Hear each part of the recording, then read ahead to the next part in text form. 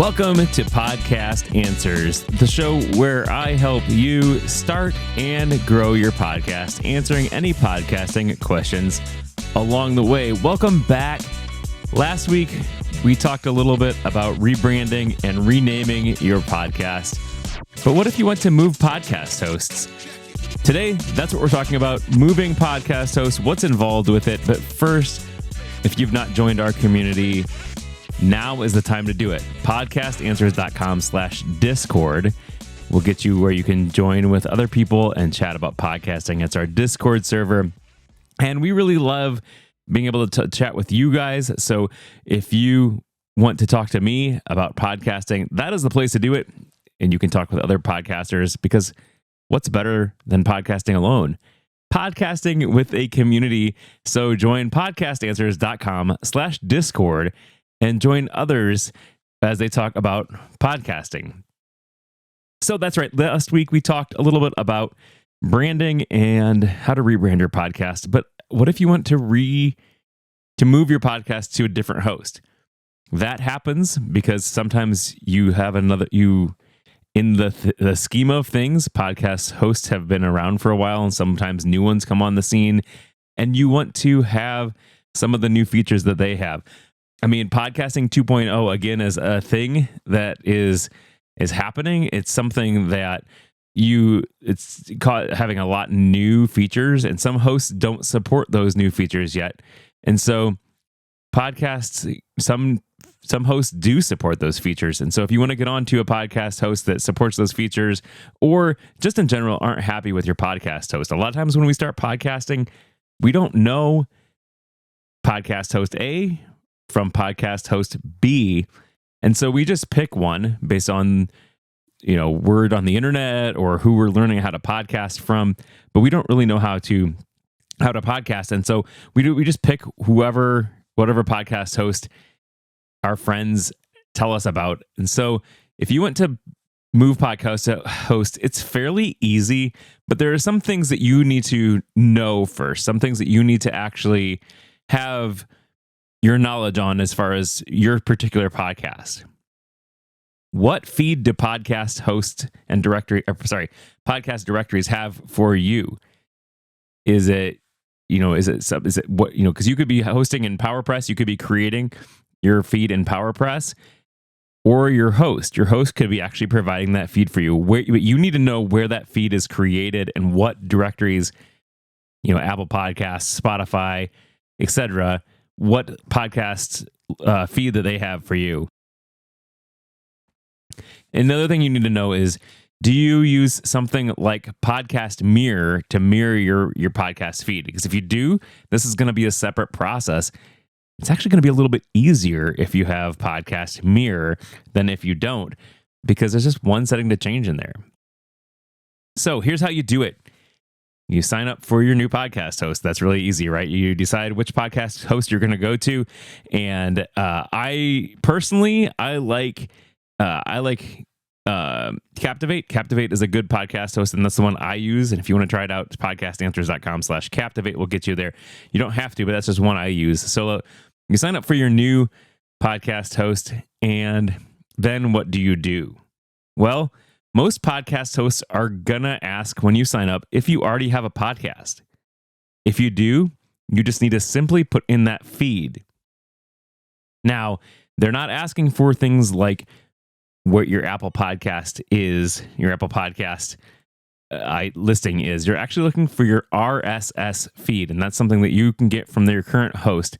But you put that in there, and then what they will do is they'll actually go and get all of your media files for you and create your episodes for you. So if I sign up for Captivate, and I did this actually within the last year, I switched from podcast host A to podcast host Captivate. And what I did when I signed up with Captivate is I just put it in my RSS feed, and they went out there, they went out to my feed, they downloaded each podcast MP3, and as well as the title and show notes for each one. And they created that, they replicated that on their site. Now, one thing to note, and most podcast hosts are going to do this for you, but you're going to want to have the episode GUID the same. So each episode that you produce has what's called a GUID, or a globally unique identifier for that particular podcast. And why this is important is because that's how podcast players know what to consider an episode for you. So it could be anything, but as long as it's globally unique. And a lot of times podcast hosts, when you create your episodes, or they'll create a GUID for that episode, and it's going to be unique for that episode globally. Now, one thing, again, what you have to have is you have to have those stay the same. So your new podcast host needs to when they create your new episodes that you're pulling from your old host, use that same GUID. Because if you don't, then everyone is going to download your episodes, all of your episodes again, because even though it's technically the same show, they're going to see it and go, oh, it's a different GUID. That means it's a different episode. It's a new episode. So it's obviously new. I'm going to download all 67 episodes of your podcast, or whatever, however many episodes you have. So that's one thing to note is, are they going to create the same GUIDs? Because if they do, that's important. You do need to have that. Now, you need to put in a 301 redirect in your old feed. So some podcast hosts have that ability right in their GUI, in their user interface. So you can go in and say, hey, I want to redirect to this new feed. And sometimes you're going to have to actually contact them and have them tell them, hey, I'm moving away from your service, but I need you to put in a 301 redirect for me. A 301 redirect is simply a specific kind of redirect. So think of it, if you go to something like podcastanswers.com/Captivate, what that does is that actually redirects you to the Captivate site. It redirects you there, and that's a redirect. Now, you need to do that in your feed, but there's several different kinds of redirects. One, the 301 tells whatever is getting your feed, hey, I am no longer going to be here at this address, so you need to update your bookmarks. You need to update what you're going to pull to this new address. A 302 redirect just basically says, hey, I'm temporarily not going to be here. I'll be back, but I'm not fully going to be gone. I'm just temporarily going to be gone. So you do need to have a 301 redirect, because 301s are going to be what you need to get all of your, what happens is when let's say Apple Podcasts checks your feed the next time, they see 301 redirect, and it redirects them to podcast host B, new podcast host B.com/whatever your feed is.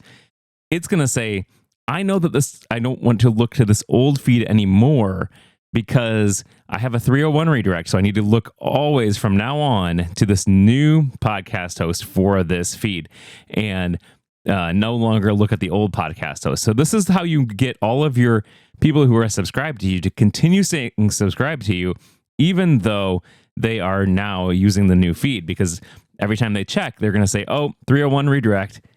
Let's go ahead and update where we're checking to the new one. So you'll still keep all of the people that are subscribed to your podcast episodes. So that's really, really, really important.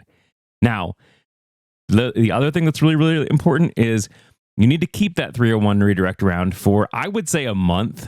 It's probably not you don't probably need to do it any longer than a month, but a month is probably going to be sufficient to have everybody check your podcast feed and update. Some of them take a little bit longer to update, especially if you've not published a episode. So I would suggest keeping your old feed around for a month. And so you'll need to continue paying for your old podcast host for 1 month, because as soon as you get rid of your account with them, they're going to delete the 301. So you don't want to do that. You want to keep that 301 around for at least a month. And then you can go ahead and get rid of your old podcast host, because most people will be up to date by that time. But I would also suggest publishing an episode too, because a lot of times, sometimes when, and I don't know that this is the case necessarily with a 301 redirect, but I do know if you rebrand your podcast, sometimes you need to go ahead and publish an episode before they'll actually update it, because they may see the name has changed, but sometimes whoever is generating your RSS feed doesn't update the last updated time to a newer time. And so sometimes people don't actually check and get new data because they see that time is old. So I would suggest publishing a new episode, even though I don't think you need to necessarily for moving your podcast, host, but I would go ahead and do that. I would keep your old podcast around for 1 month, but then I would also go ahead, like I said, and have them, you publish a new episode as soon as you move to your new feed host. That way you also know which feed people are getting too, because you see if a podcast directory like Spotify doesn't get your new episode, then you know that they have not updated to the new location, because they're still looking for the old location because they've not seen the new episode that you published. So now, I did mention in the beginning here, if you have something like Podcast Mirror, and these aren't the only services, there's several other services that do mirroring of your feed. But the reason you would use that is because a couple different reasons. Let's say you're publishing on your own with your own WordPress, like I do. I use WordPress and my own podcast or my own host to host my own website host to host my feed. I don't keep the MP3 files there, but I keep my feed there. And so I don't want thousands of people hitting my pod or my website, because my website host isn't dedicated for that. It's not dedicated as a podcast host. And so it's not necessarily set up to have that many people hit it that often to check your feed. And so what I use is something called Podcast Mirror. And what they do is they actually check my feed once every 20 minutes or so and see if I've published anything new. But then I take their feed that they give me, because they just essentially mirror it. Like, that's what Podcast Mirror is. They mirror my feed. And so I submit my Podcast Mirror feed to all of the directories and everything, because they check Podcast Mirror. Podcast Mirror has the infrastructure set up to take all of those people hitting your podcast and it's not going to take them down. And so they have the infrastructure set up for that, whereas my cheap web host doesn't necessarily have that. So essentially, I have one person checking my feed, Podcast Mirror, every 20 minutes. And then if I update something, they update their copy. And so they have a copy. And then all of the directories are actually choosing Podcast Mirror as what they're looking at. And so if you're using Podcast Mirror, this is really easy to move podcast host. Again, you're going to want to keep your GUIDs the same, because again, if your new podcast host doesn't keep your GUIDs the same, those are going to change no matter what, because it's just a mirror copy. But the nice thing about Podcast Mirror is it allows you to take that feed that you're checking, because you tell them in their back end, what your feed is. All you have to do is update that, and then they point to the new one. So it's really easy, because you can just switch it there. You don't have to worry about 301 redirects or anything like that. You can just quit your old podcast host once you've got the new media files and a new RSS feed up somewhere, and point your Podcast Mirror out to that new feed, and it's all good to go. You don't need to keep the 301 redirect. You can immediately get rid of your old podcast host. So that's why I like doing that. But guys, this is easy, but if done wrong, this could be an extinction event for your podcast. You could lose all of your listeners, all of your subscribers, if you don't do this right. It's an easy thing as long as you do it and you do it right. But you put the wrong thing in a 301 redirect, that could be a problem, because then you end up having to go to different places, because they're looking at a different feed that doesn't even exist now if you put the wrong thing in there. So you don't want to put the wrong thing in the 301 redirect. So this is easy. But again, you don't want to have an extinction event for your podcast.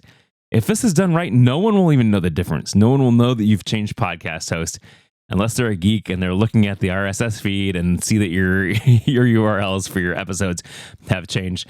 But I am available, guys, for one-on-one consulting if this is too hard for you, because again, this is definitely can be hard, and I'm available for one-on-one consulting, and you can reach me at podcastanswers.com/contact. That is the way to get a hold of me, because that is where I'm at.